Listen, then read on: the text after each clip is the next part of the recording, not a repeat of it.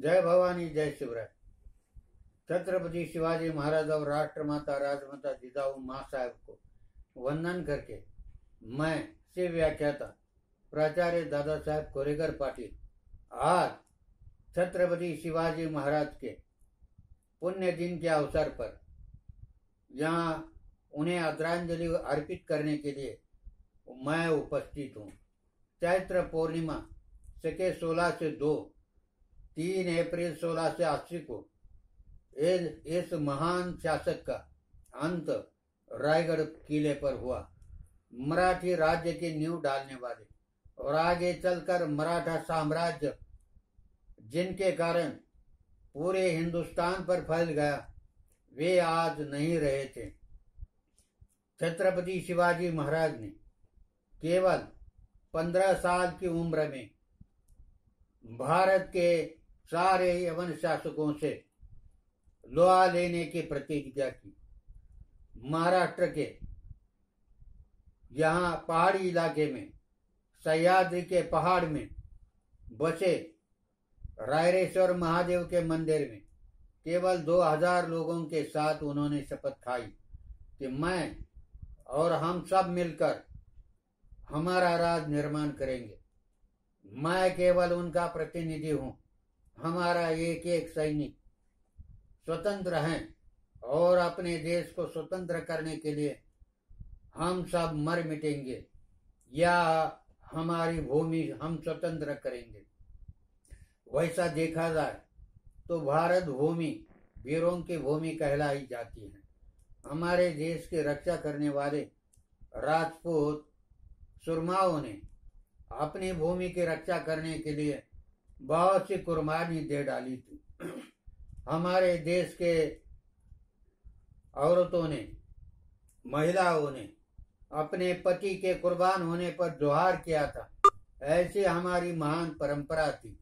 मुझे कवि की कविता याद है।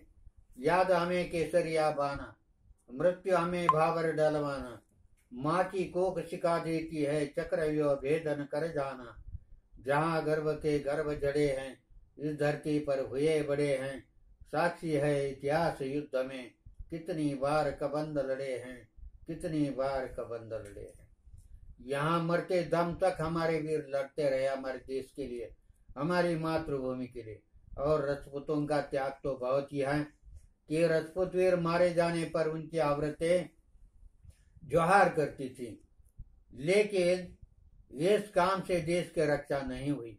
आखिर राजपूत जब एक थे तब तक यवन अत्याचारियों का कुछ न चली, लेकिन जब तक वे एक थे, बाद में उन सब एक दूसरे से लड़ने लगे और इसके कारण इस देश का हिंदू राज्य नष्ट हो गया। पृथ्वीराज चौहान दिल्ली के शासक थे। पहली बार तो मोहम्मद घुरी का उन्होंने उनको परास्त किया, लेकिन दूसरी बार जब घुरी पूरी तैयारी के साथ पृथ्वीराज चौहान पर दिल्ली में आक्रमण करता रहा तो बाकी राजाओं ने पृथ्वीराज चौहान जी को सहायता नहीं दी। आखिर पृथ्वीराज चौहान मारे गए और एकमात्र हिंदू शासन इस देश का जो राज्य कर रहा था दिल्ली पर, वह नष्ट हो गया। घुरी चला गया, लेकिन उसके प्रतिनिधि यहाँ रहे और आगे चलकर मुगलों का शासन यहाँ 1526 से शुरू हुआ।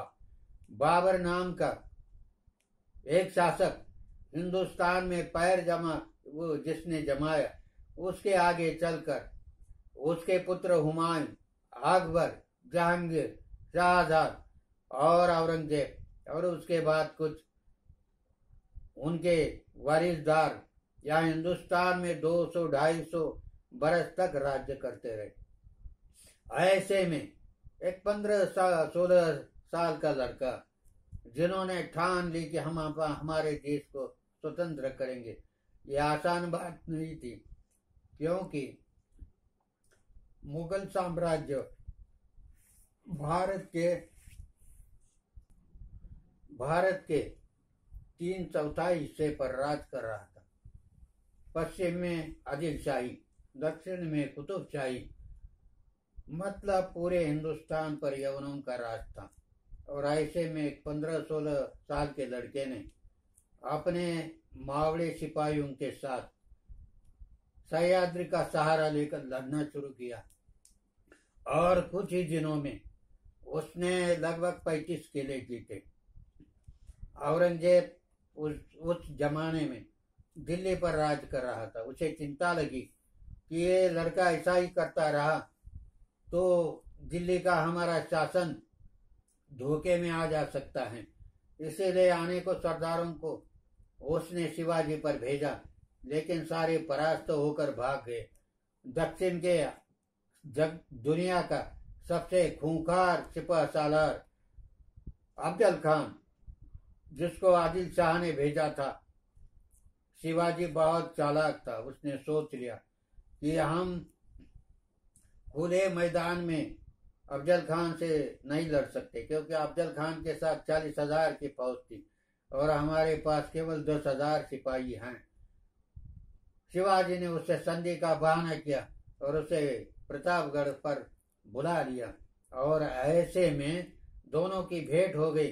अफजल खान ने उसे मारने की कोशिश की, लेकिन शिवाजी ने कवच पहना था, इसलिए वो बच गए और उसने वार करके अफजल खान का कत्ल किया।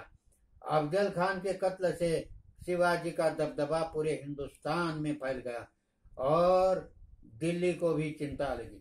उसके बाद एक एक करके दिल्ली के सिपाही शाहिस्ते खान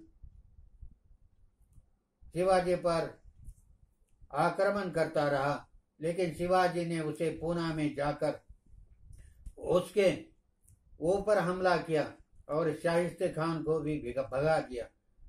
अभी औरंगजेब ने सोच लिया कि यह लड़का ऐसा हमसे जिद कर रहा है, शरण नहीं आता, इसीलिए उसने एक चाल चली और उसने हिंदू से लड़ने के लिए एक हिंदू राजा, जिसका नाम है मिर्जा राजा जयसिंह, जो जयपुर का राजा था, औरंगजेब का सामंत था, उसने राजपूत तो हारे थे, सब राजपूत अब मुगलों के चाकर बन चुके थे। और ऐसे में उन्होंने मिर्जा राजा जयसिंह को शिवाजी का बंदोबस्त करने के लिए महाराष्ट्र में भेजा। कुछ दिनों तक लड़ाई जारी रही। शिवाजी महाराज के बहुत बड़े बड़े जो सरदार थे लड़ रहे थे। पुरंदर किला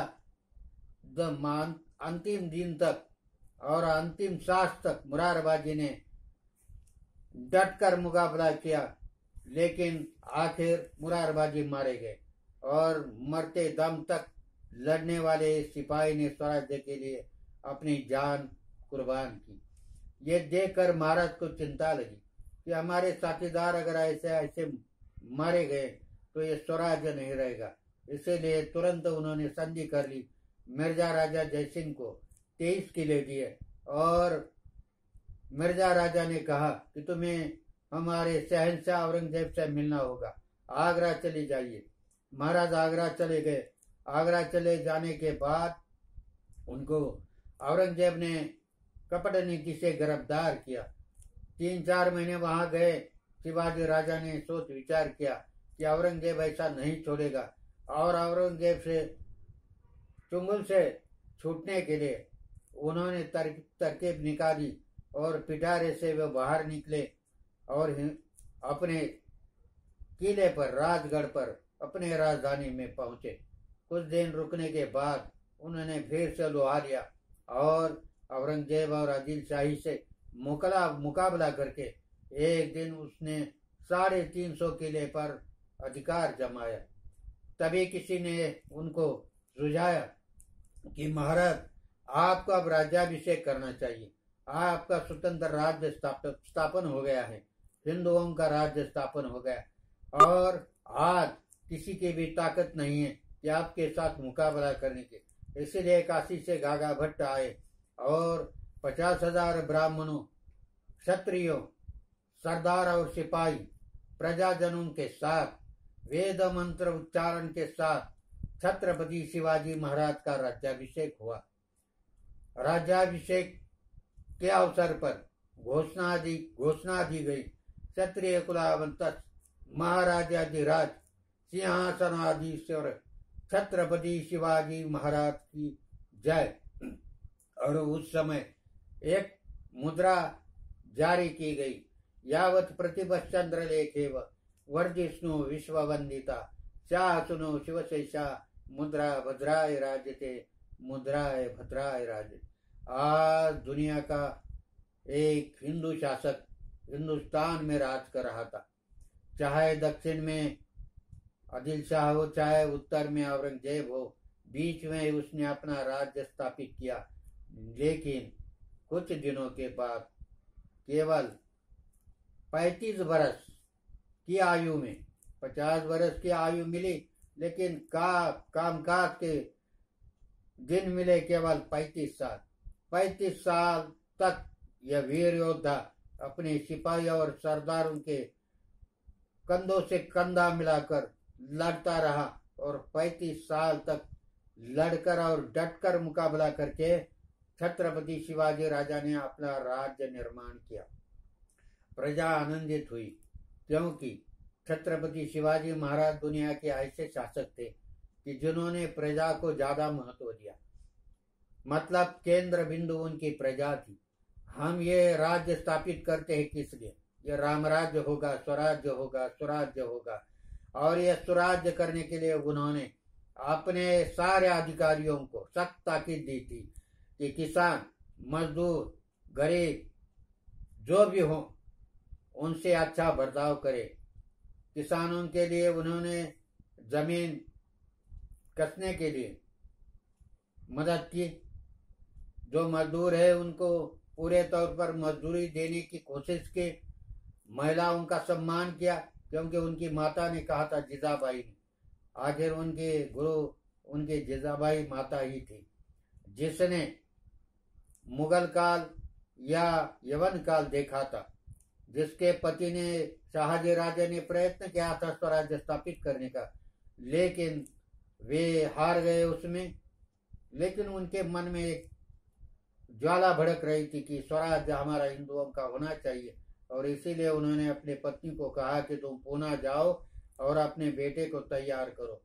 तो जिजाबाई ने अपने बेटे को तैयार किया और 6 जून 1674 को राजगढ़ पर रायगढ़ पर महाराज का राज्याभिषेक हुआ और हिंदुओं का एक स्वतंत्र शासन तैयार हो गया। कहा जाता है कि जब औरंगजेब को यह बात समझी तो उसके मुंह से वाक्य निकला, ओ आखिर हिंदू राजा बन गया, आखिर शिवाजी राजा बन गया। उसे बहुत दुख हुआ। हिंदवानी तख्त हो गया, हिंदवानी तख्त हो गया, ऐसा कहकर वह रोने लगा। आखिर खुदा की इच्छा है कि शिवाजी राजा बने और शिवाजी महाराज बने।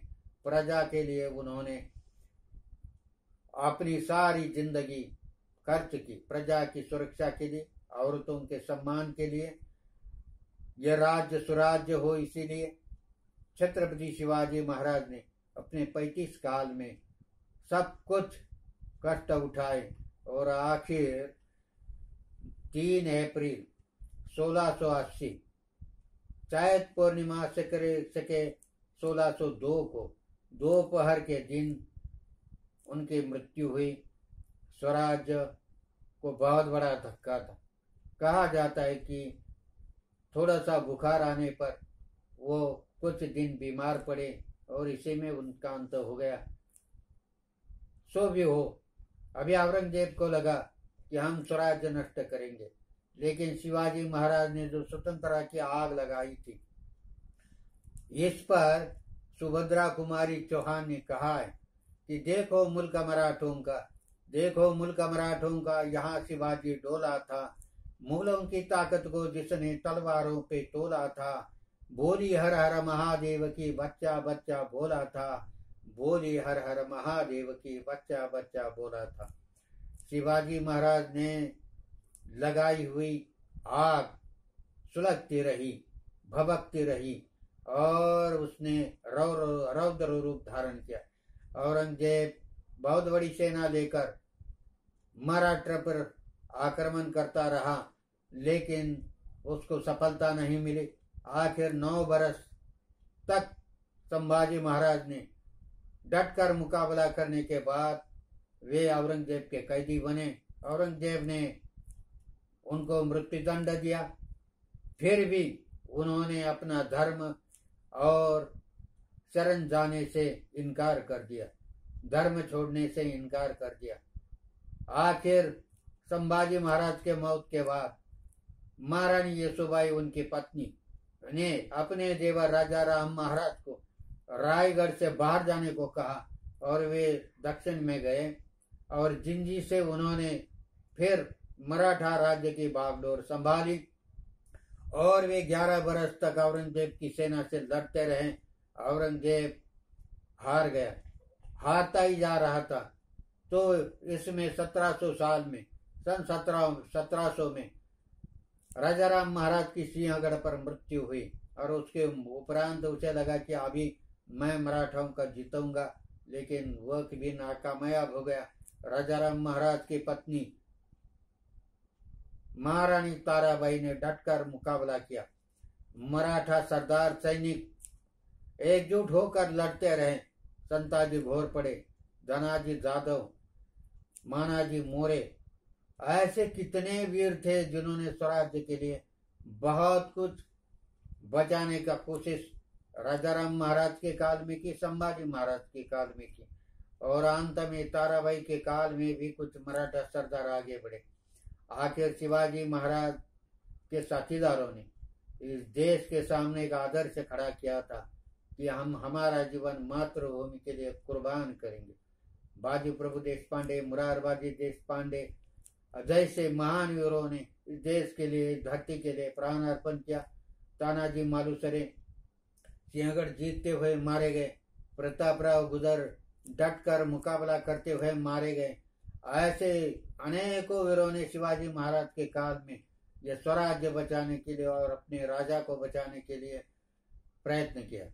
सर सेनापति पहले नेताजी पालकर, जिनको प्रति शिवाजी कहते थे, उनको मुगलों को उनकी इतनी धाक थी कि सब मुगल सिपह सालार उनसे डरते थे और ऐसा करते करते स्वराज्य बहुत आगे बढ़ गया था। लेकिन शिवाजी महाराज के मृत्यु के कारण कुछ लोगों को ऐसा लगा कि अब ये समाप्त होगा, लेकिन समाप्त नहीं हुआ। स्वराज्य और स्वतंत्र की ज्वाला भड़कती रही, भभकती रही और एक दिन ऐसा हुआ कि यह स्वराज्य पूरे हिंदुस्तान पर फैल गया। पेशावर से लेकर पांडिचेरी तक मराठा राज करने लगे। इसके पहले जो हिंदू राजा थे, विजयनगर के साम्राज्य के राजा रामदेव राय आखिरी जो राजा थे, वे पराभूत होकर मारे गए। देवगिरी का मराठाओं का राज्य शासन समाप्त हो गया। लेकिन शिवाजी महाराज ने बोया हुआ यह स्वराज्य का पेड़ पनपता गया और आखिर मराठाओं ने दिल्ली तक अपना कब्जा किया और आगे के जो मुगल शासक थे मराठा राज्य के अधीन हो गए। मराठा राजा ही छत्रपति शाहू महाराज और उनके सामंत उनके रक्षा करते थे। इनके बाद मराठाओं ने पूरे राजस्थान, जाट, पंजाब, हरियाणा सभी इलाकों पर अपना प्रभाव जमाया और पूरा हिंदुस्तान मराठाओं के कब्जे में आया। छत्रपति शिवाजी महाराज ने ये जो आग लगाई थी अंत तक धगकती रही और इसे और बढ़ाने के लिए पेशवा थोरले बाजीराव पेशवे, राणोजी शिंदे, मल्हारराव होळकर, उदाजी पवार, महाजी सिंधिया, दत्ताजीराव सिंधिया, रघुनाथराव भोसले, धनाजी जाधव, ऐसे महान वीरों ने इस देश के लिए और इस स्वतंत्रता के लिए झगड़ने की कोशिश की और ये हिंदू राज्य फिर हिंदुस्तान में अपने पैर फैलता गया और भगवा सारी ओर और पूरे हिंदुस्तान में महाजी सिंधिया के काल में मराठाओं का सभी पर प्रभाव रहा। अंग्रेजों ने महाजी सिंधिया को द ग्रेट मराठा कहा है। छत्रपति शिवाजी महाराज ने लगाई हुई ये डाली, ये पौधा इतना बड़ा हो गया कि मराठा साम्राज्य एक वृक्ष बन गया। और महाजी सिंधिया जो आखिरी काल में मराठा सेनापति थे, इनके काल तक मराठा साम्राज्य पूरे हिंदुस्तान पर राज कर रहा था। तो ऐसे एक महान पुरुष छत्रपति शिवाजी महाराज, जिन्होंने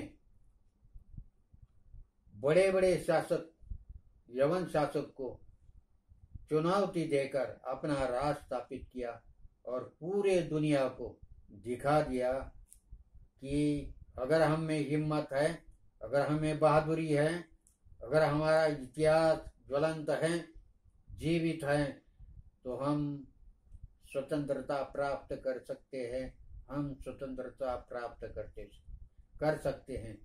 ऐसे छत्रपति शिवाजी महाराज को उनके पुण्य दिन के अवसर पर मैं श्री व्याख्याता प्राचार्य दादा साहेब कोरेकर